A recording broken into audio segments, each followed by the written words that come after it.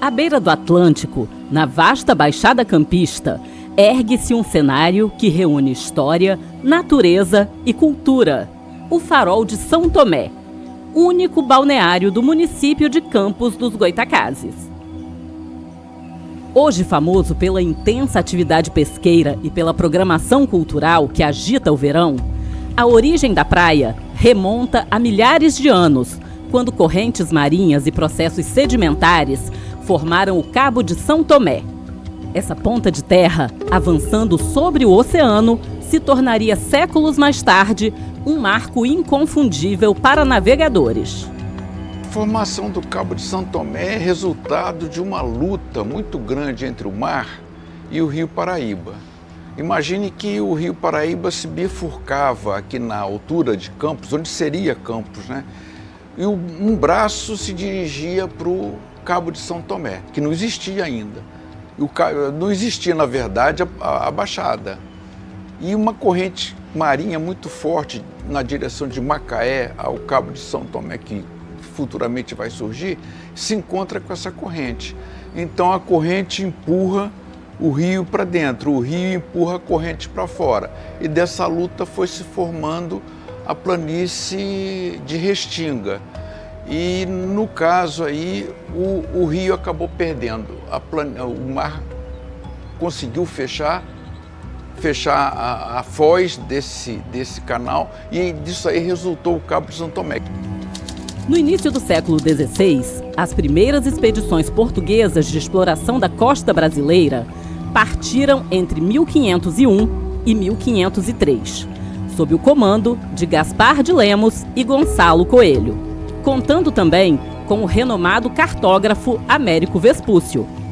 Durante a viagem de 1501, após se encontrarem em Cabo Verde com a frota de Pedro Álvares Cabral, que retornara das Índias, os exploradores seguiram pelo litoral brasileiro, nomeando cada terra avistada de acordo com o santo ou festividade do dia da chegada. Assim, em 21 de dezembro de 1501, chegaram a um cabo que se projetava mar adentro. Por ser dia de São Tomé, o batizaram com o nome que atravessaria os séculos, Cabo de São Tomé. Atualmente, essa mesma faixa litorânea é muito mais que um ponto geográfico no mapa. É um destino de veraneio onde a tradição pesqueira convive com a modernidade das pousadas, eventos culturais, atividades de lazer e exploração offshore. O Farol de São Tomé é, portanto, um lugar onde passado histórico e geografia natural se entrelaçam para contar uma história que continua viva à beira-mar. Antes mesmo da chegada dos colonizadores europeus, conhecido como Sete Capitães, em meados do século XVII, as populações indígenas já viviam na região do Cabo de São Tomé, explorando o mar e os rios com técnicas tradicionais de pesca e caça. Com a instalação das Seis Marias e currais pelos colonizadores, essas práticas se intensificaram, incorporando novos métodos de pesca adaptados ao ambiente local. Apesar dessa longa história de convivência e trabalho no mar, os vestígios que chegam até nós são exclusivamente registros materiais, como informações sobre embarcações, técnicas de fabrico de redes e estruturas, não havendo documentos escritos que detalham a vida e as técnicas dos primeiros pescadores. E a atividade pesqueira só vai deixar registros materiais e não registros escritos. Tanto assim que os historiadores de São João da Barra sustentam que pescadores provenientes de Cabo Frio chegaram aqui na região 10 anos antes dos Sete Capitães. O que eu não duvido, não. Os pescadores teriam vindo de Cabo Frio, se instalado em Atafona e depois iniciado uma colonização contínua a partir de Tafona em 1622. Os 7 capitães também fizeram isso em 1632. A diferença é que os 7 capitães deixaram um roteiro escrito. A gente tem assim, a primeira representação pictórica, a primeira representação por desenho de pescador nessa área em 1815. Foi um naturalista alemão que, passando por essa área e enfrentando uma chuva muito grande, já anoitecendo, ele pediu abrigo a pescadores e ficou na casa de um pescador.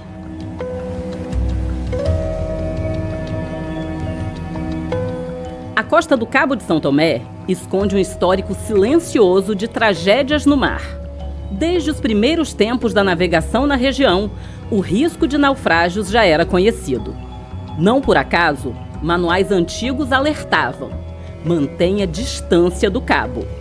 Correntes traiçoeiras, bancos de areia ocultos e mudanças repentinas de tempo tornavam a travessia uma ameaça constante. Diversas embarcações sucumbiram a esses perigos. Em 1849, naufragaram ali a galera francesa Marie e o brigue inglês Amélia. Em 1928, o cargueiro belga Roy Leopold foi atingido por um violento temporal e sucumbiu nos Baixios com um carregamento de 8.000 contos de réis.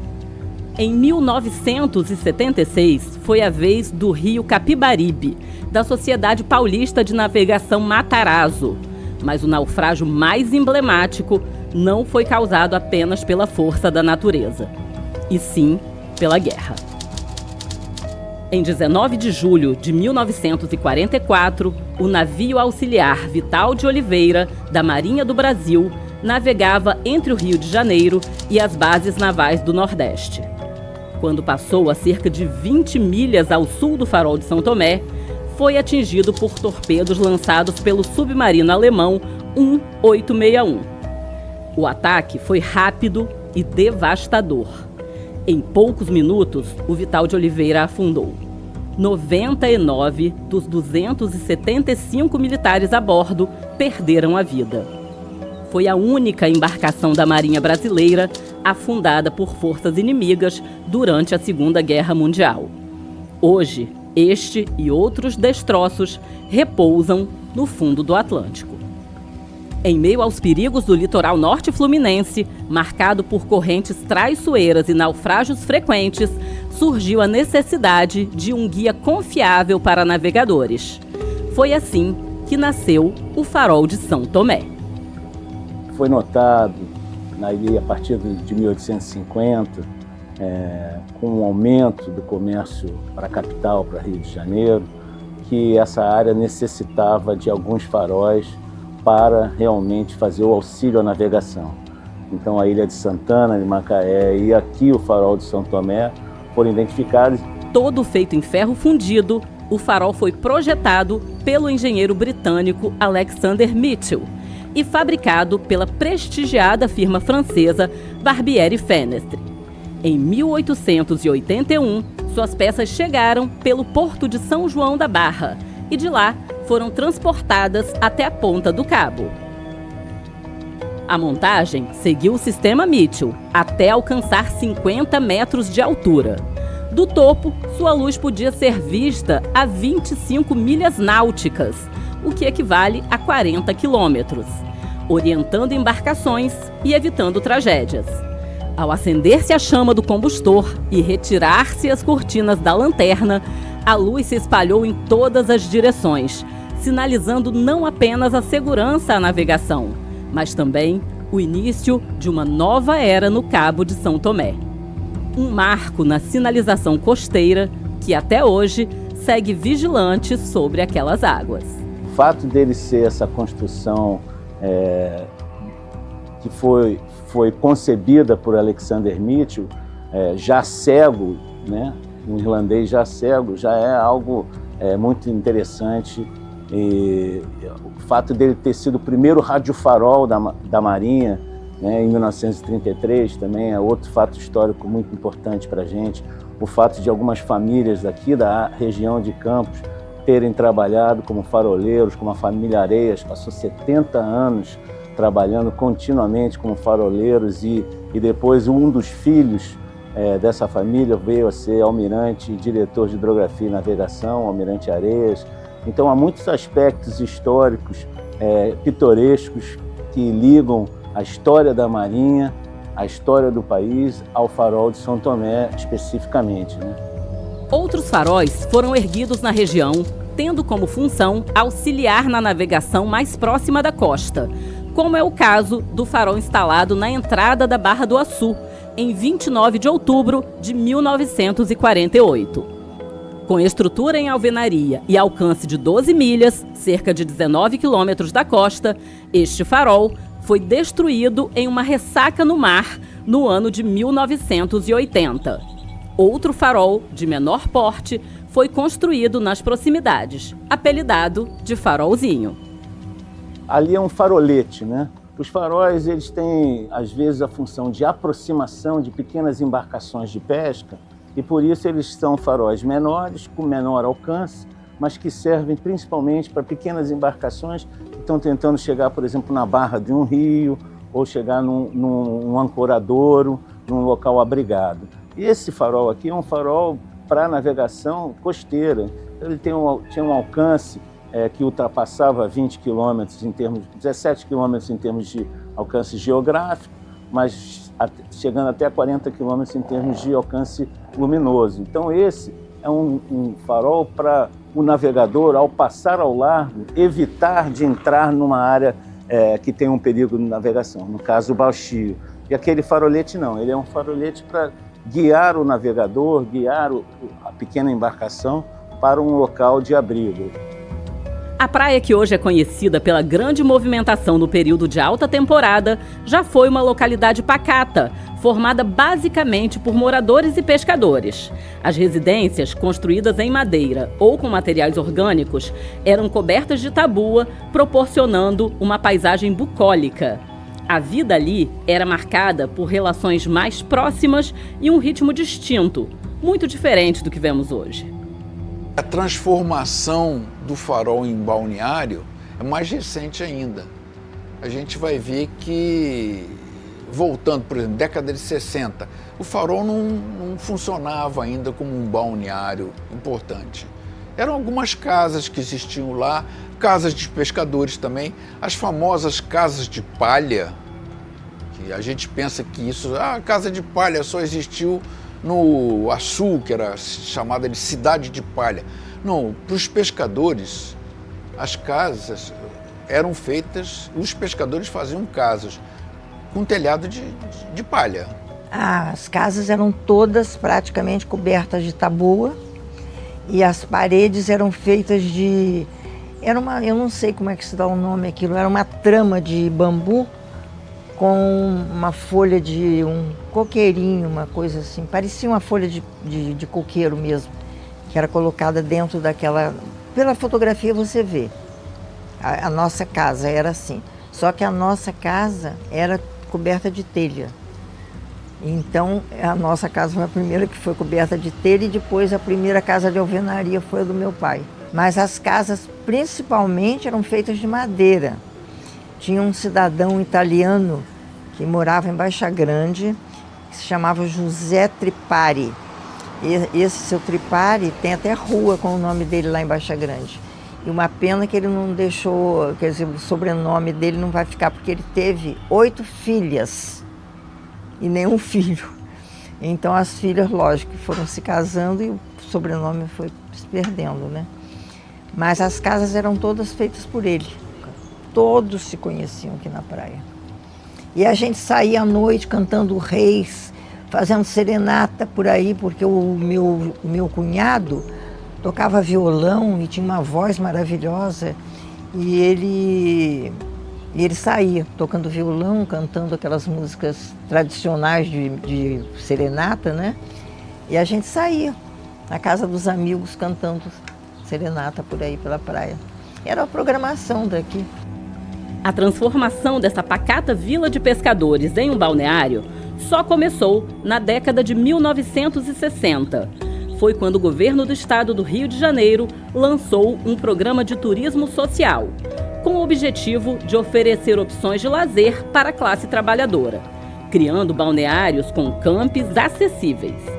Em julho de 1962, numa área doada por Firmino Saldanha, foi inaugurado o balneário do Farol de São Tomé, coincidindo com a entrega da Estrada do Açúcar, uma rodovia que ligava o centro da cidade ao litoral. Apesar de seu crescimento como balneário turístico, a pesca artesanal permanece como principal atividade do Farol de São Tomé. Durante o ano todo, essa tradição movimenta a praia e garante o sustento das famílias, especialmente na baixa temporada, quando o turismo diminui. Aqui, a principal espécie nossa, que é inquestionável, é o camarão sete barbas, né, com a fauna acompanhante barba russa e o Santana. Temos também o camarão, a gente fala VG, que é o camarão rosa verdadeiro, né, que está aqui é o que garante a plena sobrevivência e a economia local a essa atividade de pesca. Mas temos as espécies, pargo, que é uma espécie aqui da nossa região muito forte, né, mas é pouco explorada, muito pouco explorada pelo nosso pessoal aqui, né. Peixes de caídas diversos, né, como cação, a curvina, a pescada, né, mas não é tão forte, mas temos aqui, temos algumas pessoas que exploram, né. A lagosta, né, que chama lagosta cavaca, que se conhece aqui, também pouco explorada, mas quem exerce a atividade da captura do pargo, à noite ele deixa o mesmo material para fazer a captura da lagosta, né. E dentro da pesca de arrasto de parejo ou de rede de espera, que é a rede de pescadinha que a gente fala, nós temos que também é bem forte, que principalmente no período do verão, é a pescaria de pescadinha, com rede de espera. A pesca no Farol de São Tomé é uma cadeia produtiva que vai muito além da captura dos peixes. Algumas mulheres participam diretamente da pesca artesanal, enquanto outras atuam em funções igualmente fundamentais, como a limpeza e a comercialização do pescado. Essa colaboração entre homens e mulheres torna a pesca uma atividade familiar essencial para o sustento da comunidade e a manutenção da atividade pesqueira. A forma como elas, algumas na realidade pescam, né? Poucas, né? Mas a maioria é no beneficiamento e na comercialização, né? No caso, como eu, depois de estar aqui na colônia, no meu caso depois de estar aqui, por exemplo, mas no momento que, falando assim para entender o cenário de outros pescadores, né? Inclusive do mar também. Eu vou pescar, quem vem encontrar comigo quando eu chego da pescaria para ajudar a arrumar aquele peixe num isopor, botar um gelo, levar para casa ou levar para o local onde nós vamos fazer o beneficiamento, ou às vezes gelar e passar para outra pessoa, quem ajuda nesse papel é a esposa, é a mulher do pescador, entendeu? A chamada nesse momento, pescadora, mas o governo criou-se uma coisa de apoio à pesca, não é apoio à pesca, ela é uma pescadora, ela é uma pessoa que exerce atividade, porque ela está diretamente ligada. Por quê? Porque ela vai ter que ajudar a gelar aquele peixe, além de já ter preparado um almoço, alguma coisa, põe aquela roupa suja para depois cuidar, ela vai ajudar a gelar um peixe, vai ajudar a cortar um peixe, entendeu? Vai ajudar a colocar aquele peixe depois que gelou, fez o corte, fez tudo que a gente fala, gelar e cortar, porque é o seguinte, o peixe você tem que chegar e botar ele no gelo, você vai cortando, mas tem que estar no gelo, senão ele perde qualidade. Gelando, cortando, depois barquetear aquilo e colocar no freezer. Aí quando chega nesses momentos, quem fica com a parte que é a pior parte, no meu entendimento, que eu tenho experiência com as duas coisas, inclusive acompanhando a minha esposa, é a pior parte. A pior parte não é pescar. Pescar pra gente acaba sendo, é um trabalho, é uma profissão, mas lá naquele momento você está exercendo, tem dia que você não está legal, como qualquer outra profissão, mas pra gente é como se fosse uma diversão, porque a gente gosta, a gente ama o que a gente faz. Pescaria, pescador, raramente um pescador não gosta. Acontece que a parte pior é essa, eu considero assim, porque eu fiz muito, mas aqui, a vontade era não fazer. Chegar, a vontade é só botar o peixe ali, alguém se vira com aquilo ali, entendeu? A realidade do pescador é essa. Então você chega, você vai trabalhar e a mulher está junto, normalmente as mulheres estão junto com o pescador para cortar, preparar aquele peixe, entendeu? Isso, principalmente hoje, com essa evolução muito maior, que ninguém quer comprar um peixe sujo, todo mundo quer comprar um peixe limpo, né? E é a forma também de agregar valor e aumentar a renda dentro do núcleo familiar. A pesca reúne um vasto conjunto de saberes práticos e no Farol de São Tomé não é diferente. Adentrar ao mar exige coragem, técnica e um profundo entendimento da natureza ao redor. Os barcos são lançados ao mar com a ajuda de tratores, enfrentando de imediato as grandes ondas que batem na costa. Para navegar com segurança, os pescadores dependem tanto das tecnologias disponíveis quanto do conhecimento dos ventos, das marés e até das constelações. Estas últimas utilizadas por séculos para guiar navegadores pelos oceanos de todo o mundo. A utilização da estrela, por exemplo, eu vinha de Macaé, que eu pesquei muito em Macaé, né?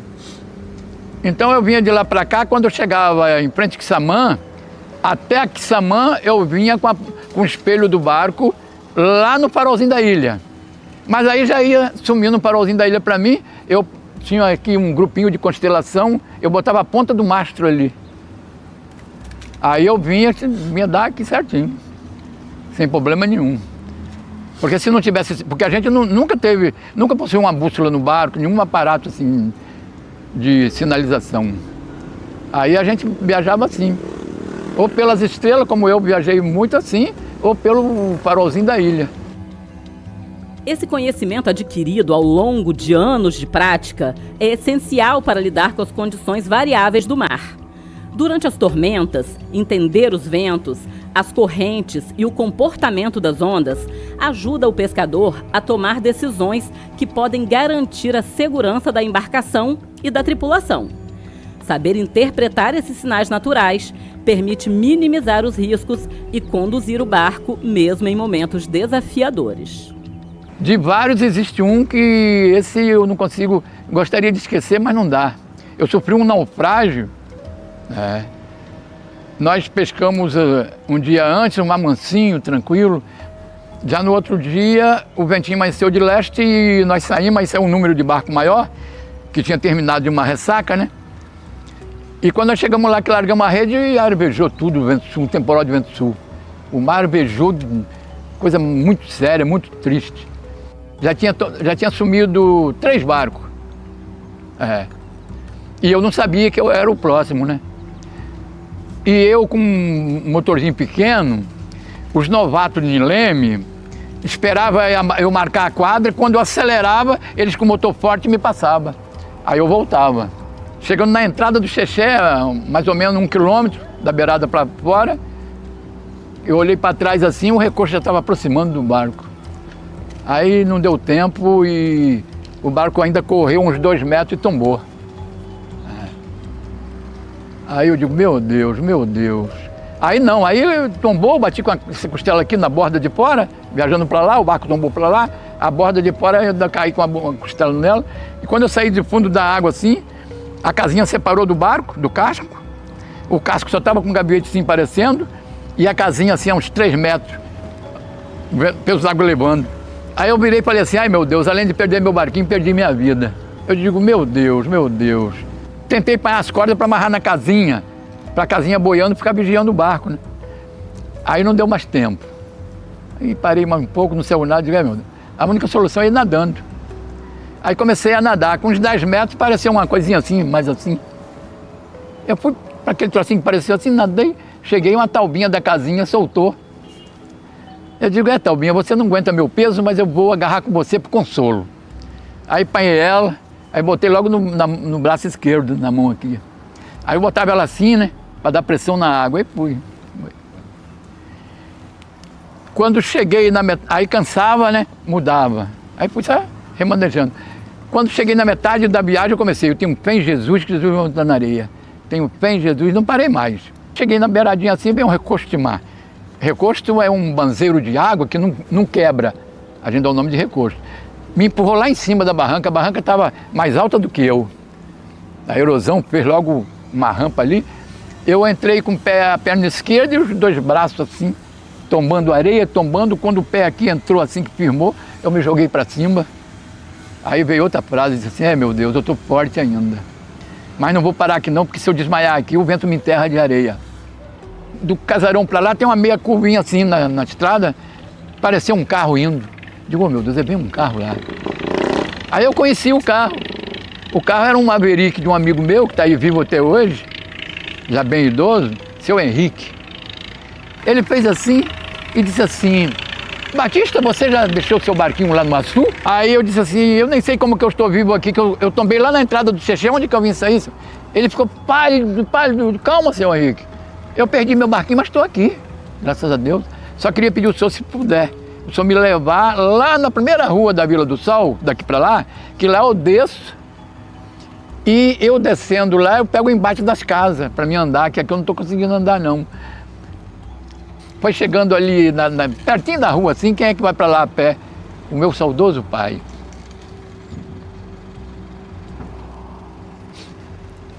Aí eu fui e falei assim, senhor Henrique,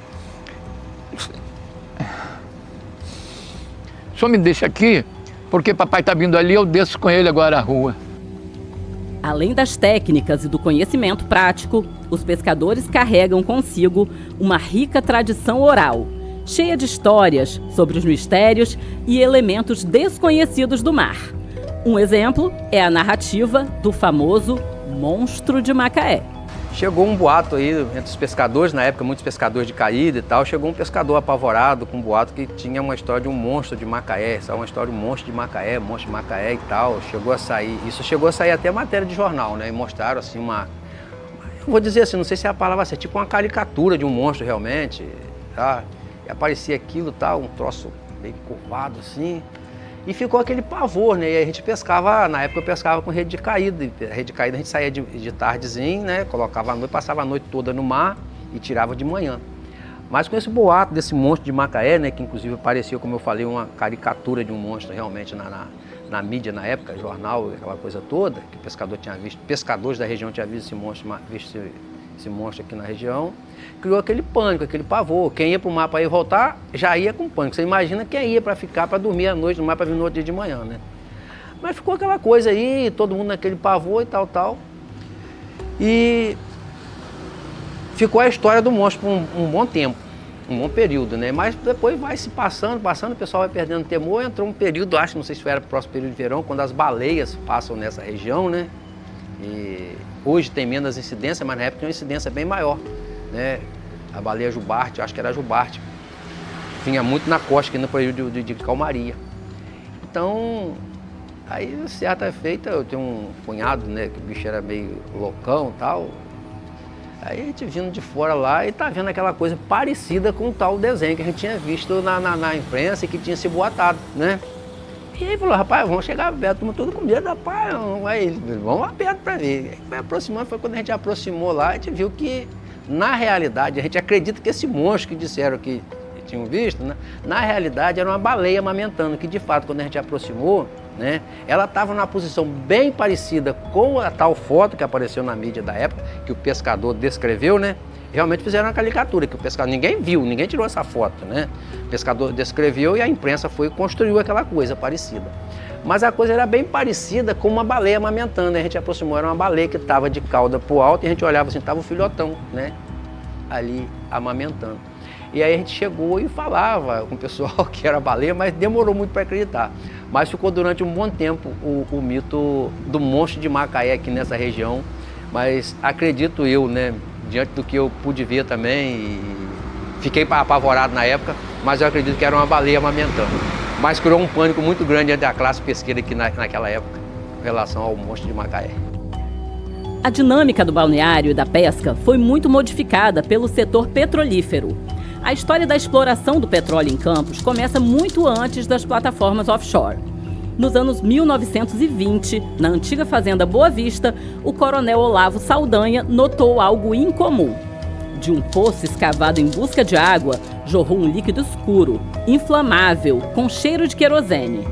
Era o primeiro indício do ouro negro sob o solo campista. Movido pela curiosidade, Saldanha construiu uma plataforma rudimentar e depois se associou ao grupo Henrique Lage, mas a iniciativa terminou em explosão e fracasso. Ainda assim, entre 1922 e 1924, o Ministério da Agricultura realizou discretas sondagens, todas sem sucesso. Após a morte de Saldanha, o poço foi selado e a história parecia esquecida. O sonho ressurgiu em 1945, quando o geógrafo Alberto Lamego publicou um estudo que reacendeu o interesse pela região. Em 1959, a Petrobras criou o posto pioneiro Alberto Lamego, no Xexé. Outra tentativa, outro fracasso. Foi apenas em 1974, em pleno mar do Cabo de São Tomé, que os navios sonda Ciclone e Petrobras II revelaram o que muitos já haviam imaginado: uma gigantesca jazida de petróleo a 80 quilômetros da costa. A partir dali, a história de Campos e do Farol de São Tomé mudou para sempre. A Bacia de Campos ela começou a exploração na década de 70, né? A gente teve no Brasil a exploração de petróleo com a Petrobras a partir da década de 50. Porém, aqui na Bacia de Campos, por ser em região marítima, né, offshore, como a gente chama, essa exploração ela se deu a partir da década de 70 e foi se desenvolvendo de forma muito rápida, né? A Bacia de Campos, ela na década de 70, quando ela começa a exploração, é interessante porque hoje é uma produção pífia, né? 15 mil, 20 mil barris de petróleo, mas isso, para a época, era muita coisa. Quando chega a 100 mil barris, aí vai tendo os marcos, né? 200 mil barris, 300 mil barris, chegou a quase 2 milhões de barris a produção da Bacia de Campos, entre 2010 e 2015, e a gente chegou a representar para a produção de petróleo brasileira 80% dessa produção de petróleo. A exploração petrolífera na região do Farol de São Tomé trouxe desafios significativos para a pesca artesanal local. A presença de plataformas e a intensificação do tráfego marítimo interferem no habitat natural dos peixes, afetando a biodiversidade e reduzindo a disponibilidade de recursos para os pescadores tradicionais. Além disso, riscos ambientais, como vazamentos de óleo, representam ameaças diretas à qualidade das águas e à saúde dos ecossistemas marinhos. E se isso causou impacto à atividade pesqueira, causou muito impacto. Primeiro que os navios pesqueiros, barcos pesqueiros, não podem se aproximar das plataformas de exploração de petróleo. Existe um limite para aproximação. Segundo que, embora digam que não, existe vazamento. Existe vazamento de petróleo na exploração. E isso contamina a água, e isso afasta os peixes. Isso diminui o estoque, como os pescadores falam, o estoque de peixes que podem ser pescados. Então, a atividade petrolífera, de fato, afetou a atividade pesqueira. Além do impacto para a atividade pesqueira, o aquecimento do setor offshore e a implantação de um heliporto em 1998 para embarque e desembarque de trabalhadores das plataformas de petróleo influenciou fortemente na movimentação do balneário. Apesar disso, na baixa temporada, o movimento cai consideravelmente e se fazem necessárias ações de fomento ao turismo nas outras épocas do ano. A parte hoteleira, né, se beneficia muito. Agora aí com o heliporto, muitas hospedagens, traz muita hospedagem, né? Você vê que a Praia do Farol de São Tomé, anos lá atrás, a gente conhecia assim, uns 2 hotéis, né? Que tinha famosos aqui na praia, tinha 2 hotéis.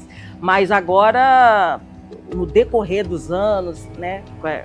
Com o heliporto funcionando aí para mais de 20 anos, então cresceu muito. Você vê que o Farol de São Tomé hoje tem muitos hotéis, tem pousadas, né? Dá para você escolher de uma ponta a outra. Então, beneficiou muito essa questão aí da parte hoteleira. Então, o Farol é totalmente atípico, né? A gente trabalha muito durante 3 meses no ano para sobreviver. A gente fala o inverno, né? O restante dos meses. A gente tem que contratar, às vezes, até 100% a mais de mão de obra nessa época do verão. Para a gente é um pouco difícil, porque todo ano a gente treina mão de obra. E termina o carnaval, passou a Semana Santa, a gente tem que demitir aquelas pessoas de novo. E no ano seguinte, começa tudo novamente a partir de novembro, outubro, novembro. Mas assim, é um movimento muito grande durante a alta temporada na praia. Uma das iniciativas propostas pelo poder público para o desenvolvimento de Farol de São Tomé é a implantação de um terminal pesqueiro na localidade, com o objetivo de dotar a área de uma melhor estrutura para os pescadores, para o beneficiamento e para a distribuição do pescado, mas a iniciativa divide opiniões entre o poder público e representantes da pesca artesanal e as entidades de preservação ambiental. A gente apresentou um projeto do terminal pesqueiro do Farol de São Tomé em várias instâncias, em 2 ministérios em Brasília nesse tempo inteiro.